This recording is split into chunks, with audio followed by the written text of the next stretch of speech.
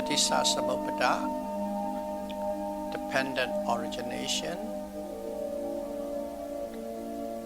number 11.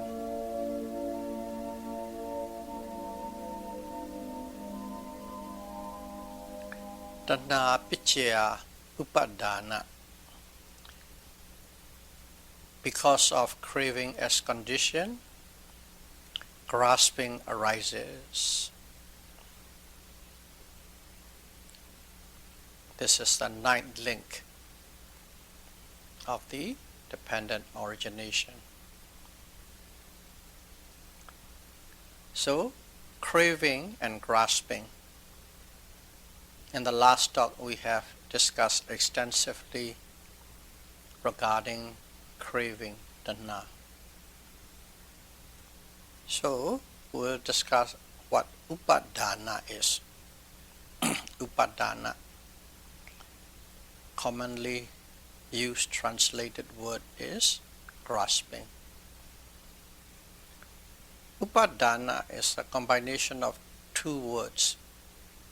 One is upa and another one is adana. When you combine the two, become upadana. Upa signify the intensity or intensely. That's what it signifies. Adana means taking. Okay. So, taking with intensity, upadana, you can say that. Or you can say grasping, holding firmly, grabbing, clinging, strong attachment. Those are the translated words for upadana. Literally, taking it intensely, which means grabbing.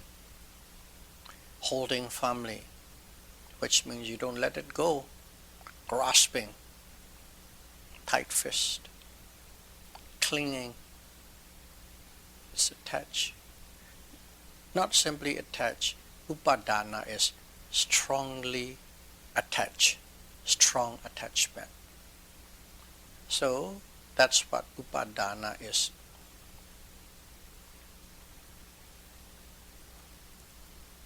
So there are two words, tanha, craving, and upadana, grasping. Craving and grasping. But both of them, both factors, are actually lobha. You have heard the word lobha quite often. Lobha, literally translated as greed. Greed. Or wanting, desire, attachment, lobha. One of the mental defilements. So, craving tanha is lobha, greed. Grasping, upadana, is lobha, greed. So they both fall under the heading of lobha, according to Abhidhamma. So what's the difference? The difference is they belongs to the different time, okay, with different intensity. What is different time? Time is always whenever an object, okay, whenever an object strikes the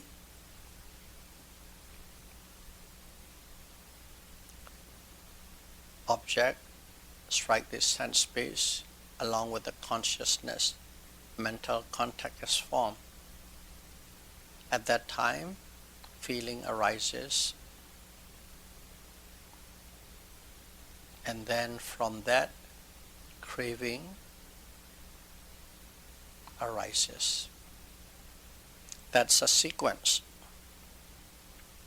So different time is whenever there is a contact after the feeling, first and foremost, craving tanha always arises first.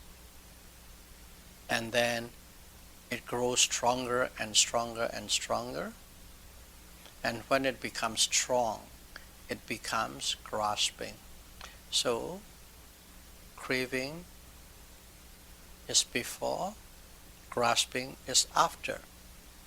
Or you can say craving is the forerunner of grasping. And craving has a weak attachment, a weaker attachment.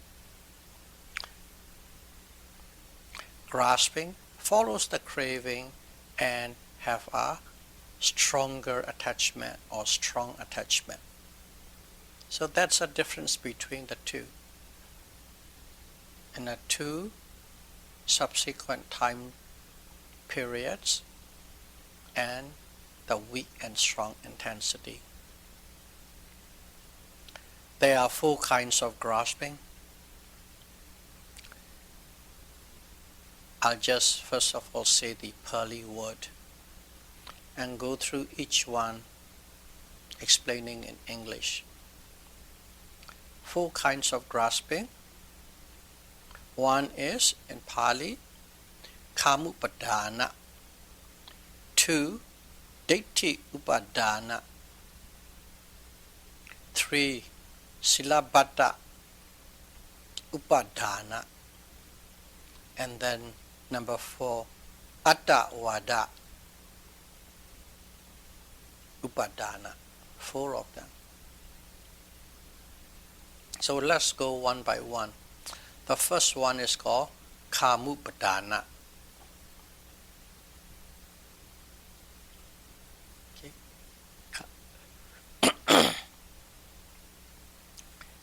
It's a craving or weak attachment. Okay. Having craving or weak attachment to the sense objects. Grows stronger and grabs the object. And that is called Kamupadana. Translated simply, grasping for sense object. Kamupadana. So the key point is the object is sense. Physical sense objects are the objects. And it is a strong attachment, grasping. So when one faces or come in contact with a pleasant and desirable sense object, first of all, it develops a weak attachment, right away, weak attachment. And then it grows into a strong attachment. Weak attachment, craving, strong attachment, grasping. So, at that point, once you grasp an object, at that point, one cannot let go of the sense object. The sense objects cling to it, you hold it firmly, and you really grasp it very tightly.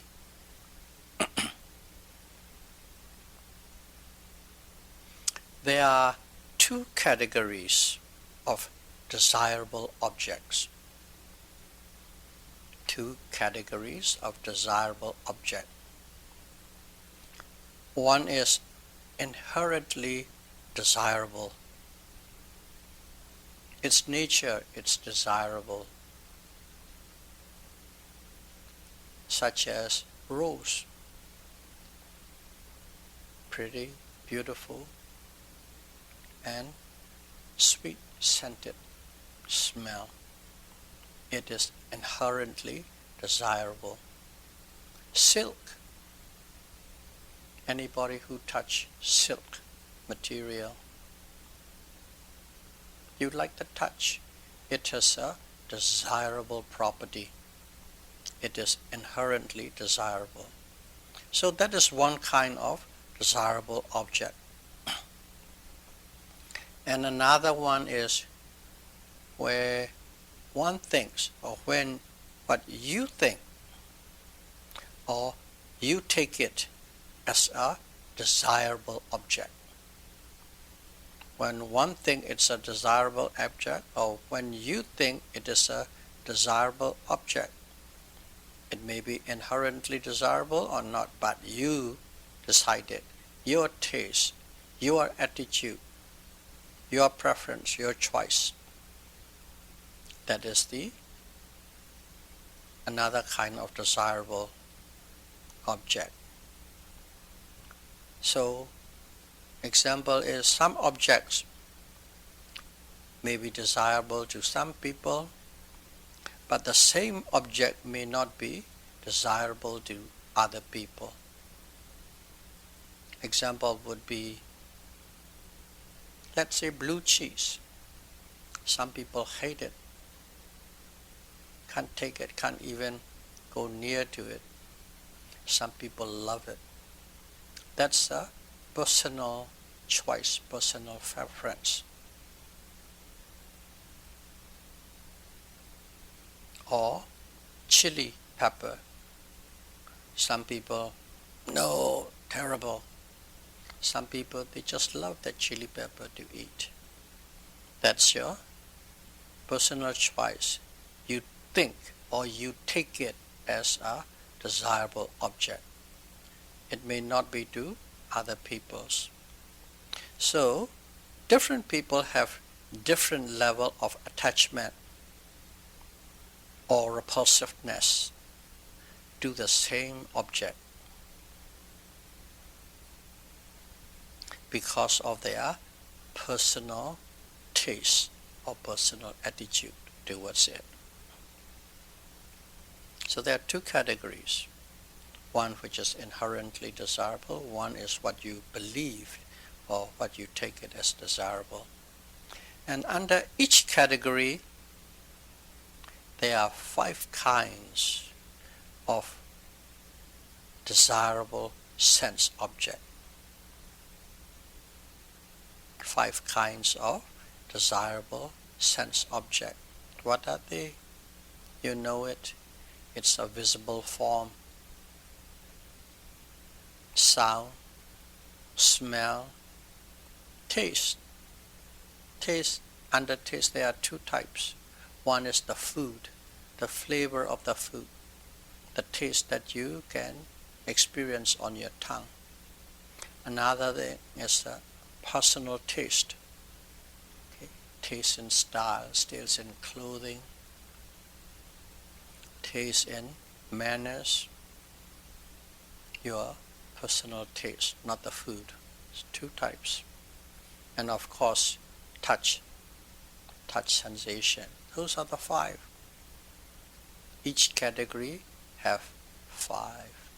So they are altogether 10. So these objects, at the moment of mental contact and feeling, phassa and vedana, give rise to craving. At the moment of contact, the first thing that comes out is craving, which is weak attachment. And then later, right away, or maybe quite a few times later, it develops into grasping, upadana. I'll keep on adding the Pali words so that one becomes familiar with it. Grasping, upadana.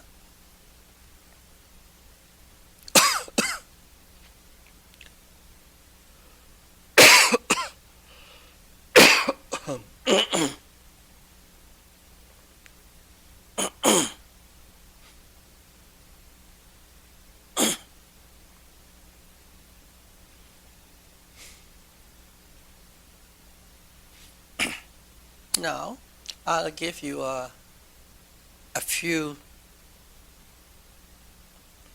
explanation or presentation what craving and what grasping is, what Tanha and Upadana is, by various translator, authors. Some call it craving is a weak lobha and grasping is a strong lobha. That's one way of explaining. Lobha, greed, wants, desire, attachment.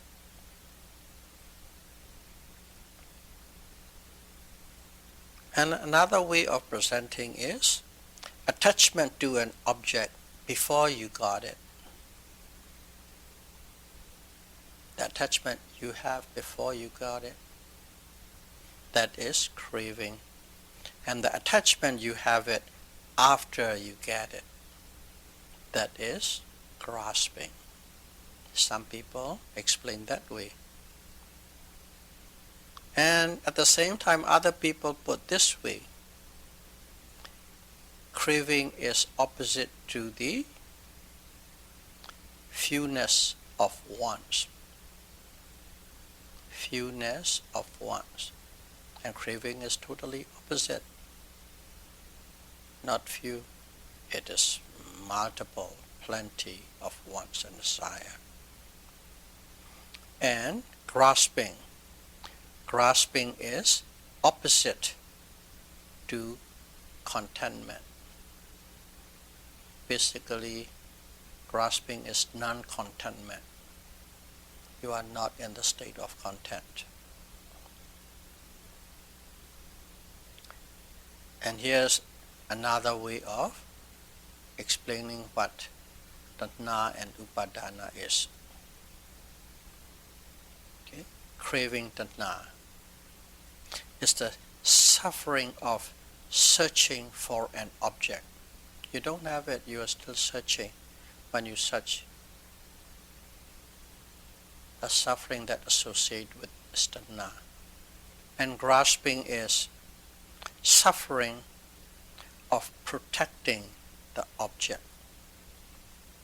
Suffering of protecting the object.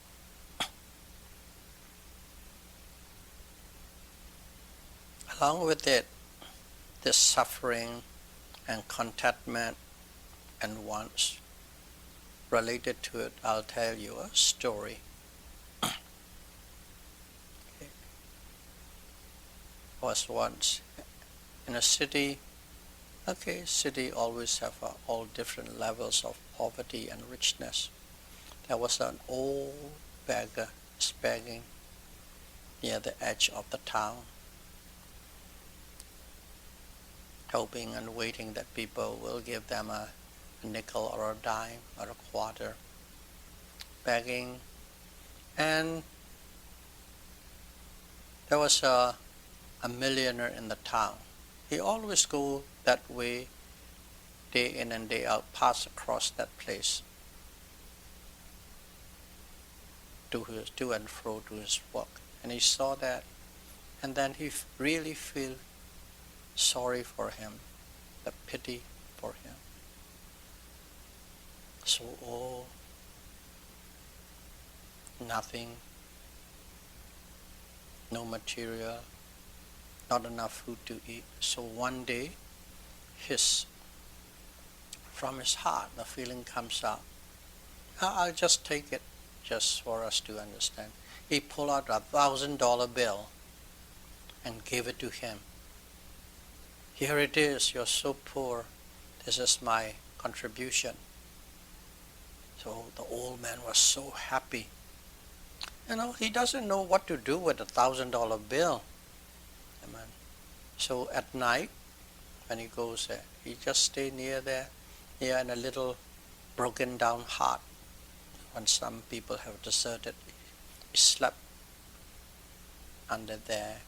And when he was about to sleep, he remembered his $1,000 bill. And just starting to guess, where should I keep it? So, under my head, in my hand, in the clothing, where? Or somewhere dig it up and put it. He just worry about it. He's worried that somebody will come and steal it. Suffering comes in because he is attached to that money. He owns it, so he attached it. He has it, he's attached. He holds it tightly.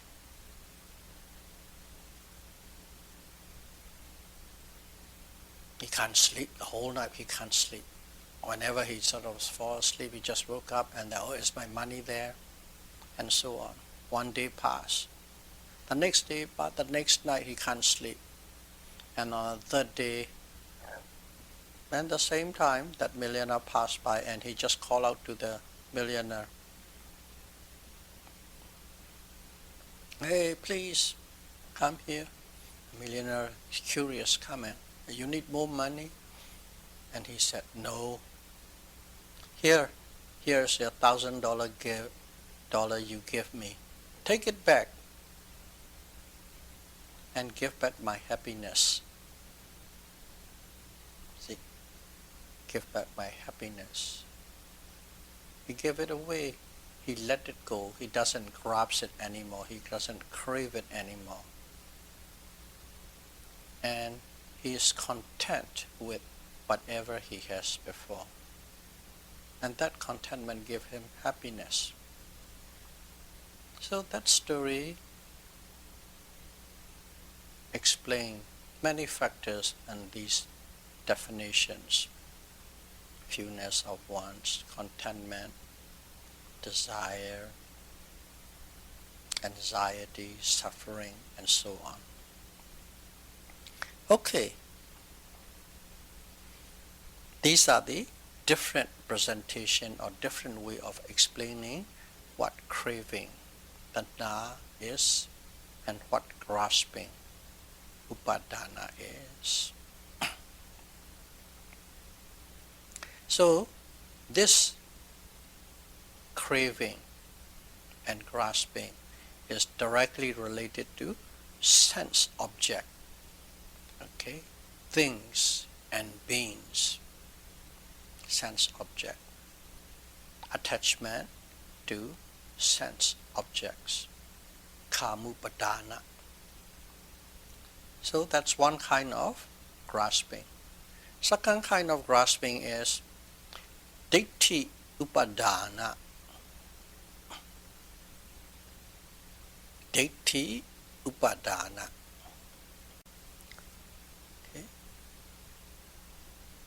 We just said we can get strongly attached to all things and to all beings. But not only to things and beings, not only to sense objects, we can also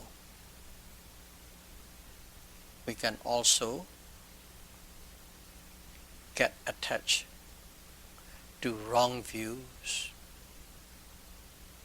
We can also get attached to wrong views. Wrong views, of course, from the Buddhist point of view. I like to qualify it because just simply wrong view is too wide.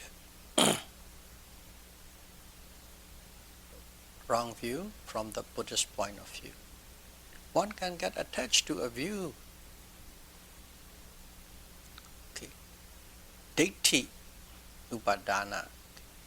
Ditti, the first word, strictly speaking, is a point of view. Just ditti by itself precisely is a point of view. And only if you say miccha ditti, miccha is wrong, it becomes wrong view, miccha ditti. But in the common usage, both in verbally as well as in the literature, ditti is used and accepted as wrong view. So whenever one say ditti, we understand as wrong view, even though the proper word is miccha ditti. So deity is, let's say, it's a wrong view. And one can grasp, one can hold firmly on a wrong viewpoint.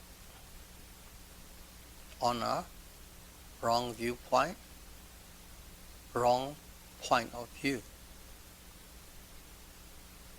Once one grasps, get hold firmly, or believe in that wrong view,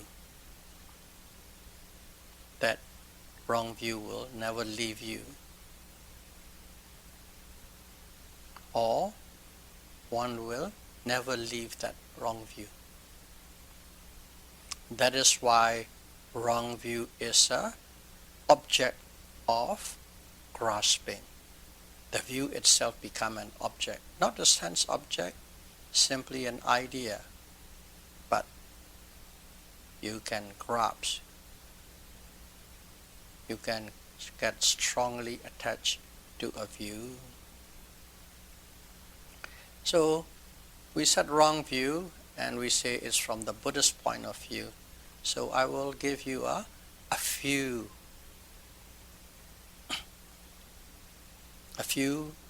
what the Buddhists say wrong view is. The most common and simple one is not believing in karma vipaka, cause and effect. Karma and is resultant. Vipaka is resultant. Not believe in the karma and its resultant. That's a wrong view if you don't believe it. Also, like giving, offering, let's say generosity, those kind of acts do not produce any beneficial result, any good result. That's a wrong view. Another one is having attendance and service and respect to your parents does not bring any good result. Or not believing in another existence, or you can say another world, or you can say rebirth. Not believing in that is a wrong view. Not believing in the law of causality, cause and effect, cause and effect, cause and effect. That is the Ditthi Upadana, wrong view. These are some example of what Ditthi Upadana, grasping on wrong view, is. So that's the second type of grasping, Upadana. The third type in Pali, it sounds like this: Silapata Upadana. Silapata Upadana. So, we already know Upadana is grasping. What is Silapata? It's a combination of two words. One is Sila. Another one is Pata or Vata. Two. And Sila here in this Silapata context, under this context, Sila is an action that one habitually does. Sila is an action that one habitually does. It is not morality or precept, the way we usually know. Sila is an action that one habitually does.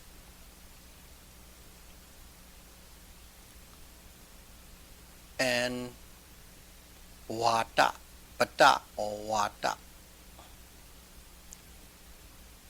is practicing what one has undertaken. Practicing what one has undertaken. Silapata. So, taking precepts, we sit down in a shrine room and we take 5 precepts, 8 precepts, 10 precepts, and so on. Taking precept, reciting. That taking precept is sila. Simply taking precept. And then practicing it, living with it, conforming with it is vata. So in a stricter sense, taking is one thing, sila, and then practicing it, what you have undertaken is another thing, vata, sila, vata. But in our daily usage for practicality or for practical purpose, these two parts, taking it and practicing it, are taken as one. So when you say we take sila, we take precept, that means we actually take it and also we live and we practice it. Just simply one word, sila. So with this, tell you a story, and the story it's actually happened at the time of Buddha. At the time of Buddha, there are 2 laymen who are, one name is called Punya, and then another one is Sarena. See? No, Seniya, Punya or Seniya, 2 guys. And these 2 guys they are practicing under a teacher. Of course, the teacher has to always guide and give instruction. Teacher. And what they are practicing is this punya. Punya is, his teacher told them, if you live like a cow, eat like a cow, sleep like a cow, and if you behave in entirety as a cow, okay, you will be liberated. You become free from all suffering. For liberation. Because of that, he just eat, sleep, live like a cow. And Sarena, S-E-C, N-I-N-Y-A, Seniya. Seniya is the same thing, like a dog. Behaves like a dog, sleep like a dog, eat like a dog, run like a dog, bark like a dog. Because his teacher told him this will give liberation from all suffering. They live, they practice, they live, they listen to their teacher. And of course, around that time, the Buddha's fame and name is widespread. So they heard about this Buddha, and maybe we'll go and check with this Buddha just to have a second opinion to confirm what we are doing. So one day they met Buddha, and Punya say, my friend Seniya, he eats like a dog, sleeps like a dog, and so on, because that will bring him liberation. Is that right, Buddha? Buddha didn't answer. And he asked for the second time. Buddha didn't answer. And he asked again for the third time. And the third time he said, I have been avoiding to answer it, but as you insist, I will answer. If you live like a dog, sleep like a dog, eat like a dog, bark like a dog, everything like a dog in entirety, totally, when you die, you'll be reborn as a dog, because you are adopting the dog mentality, mental state. So That's why you will have a next life as a dog with full dog mentality. But if you practice only halfway, not fully, when you die you will be reborn as an animal or in some minor hells. That's the answer. And oh, okay, this is the dog. So Senior, who lives like a dog, he got his answer because the friend asked. So he thought he would ask for his friend. Okay, my friend Punya lives like a cow, sleep like a cow, eat like a owl. He will be liberated. And the same thing, Buddha answer. If you on entirety behaves like a cow, you will be reborn as a cow. If not in entirety, you will be reborn as an animal or in hell. And upon hearing that, they cried. We have been misled by our teacher. And then, of course, they asked for the right way to practice. So in here that is Silabada. Silabada. You practice something that is wrong, not correct. You practice something believing that practice will bring you liberation from all form of suffering. That's what Silapata means. Upadana is grasping. When you grasp onto a certain type of this practice, wrong practice, that's called Silapata Upadana.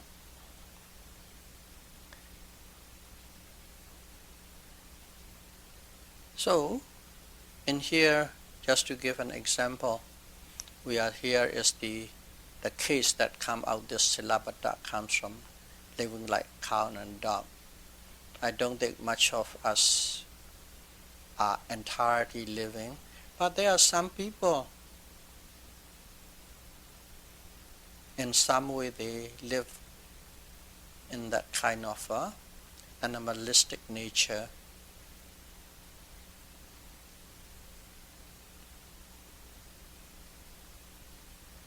Keep that in mind. Not only this certain thing, if you pray and pray and pray, pray and wish, do chanting, you chant and chant endlessly, hours on end, chanting, wishing, and you do, let's say, animal sacrifices.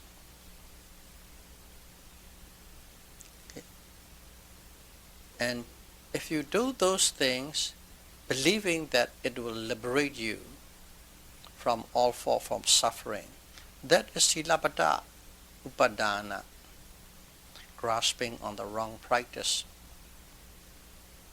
Okay. In other words, any practice, if I have to put it in a different way, any practice which does not constitute eightfold path, 8 constituents. Practice anything, believing that it will give you liberation, then that is Silapata Upadana, grasping on the wrong practice. Even practicing morality, even practicing samatha meditation, if you practice those things with a belief that it will give you total liberation or enlightenment, then those become Silapata, grasping on the wrong practice. Yes, Buddha taught us to practice Sila precepts, to practice Samatha, concentration meditation. Buddha taught us, but not as a tool for liberation. He taught us to be used as a base or a support to practice vipassana, insight meditation, to use as a base or a support for vipassana meditation. So, understanding is very important.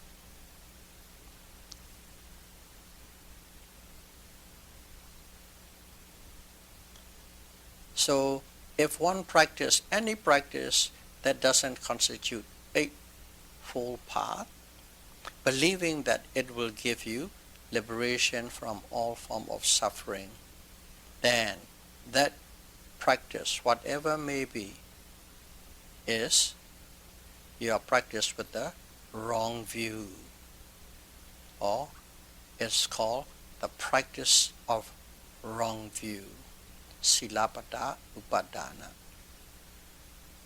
Okay, so there are three kinds of grasping, upadana. We finished. One is senses, second one is wrong view, third one is wrong practice. And the fourth and final one is called attavada upadana. Okay. Clinging to a belief of everlasting soul. Clinging to a belief of everlasting soul. Or even identifying the five aggregates. Form, feeling, perception, mental formation, and consciousness. Those five are called five aggregates of clinging. And if you identify these five aggregates as soul, then that is the wrong view of soul.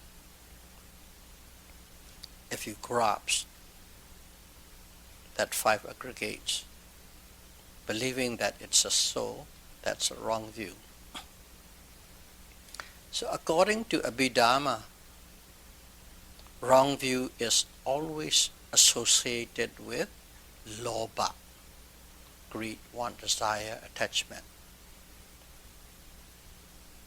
Wrong view, you believe in it. Why? Because you want it, you desire it. Lobha is always associated with lobha, any kind of wrong view. So, this view, attavada, soul, concept of soul, has been with us for countless past life. We can't even count all the past life we have. We live with that attavada, soul, the view of soul, indestructible, eternal soul. And also will be living with it for a countless number of lives in the future as well. If we don't practice the way Buddha has guided us.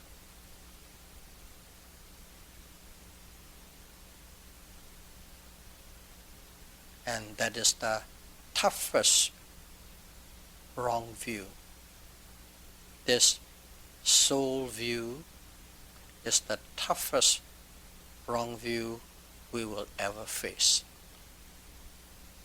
So to wrap it up, there are four kinds of grasping. The first one is attachment to sense objects. And the latter three is attachment to wrong views and practice. And all these graspings are conditioned by craving, Dhamma. In other words, started with a little weak attachment, craving, and grows into strong attachment, grasping. May all of you be able to understand craving, Dhamma, and grasping, upadana, and may you be able to overcome these clinging and grasping. as soon as possible. Sadhu, sadhu, sadhu. Thank you very much.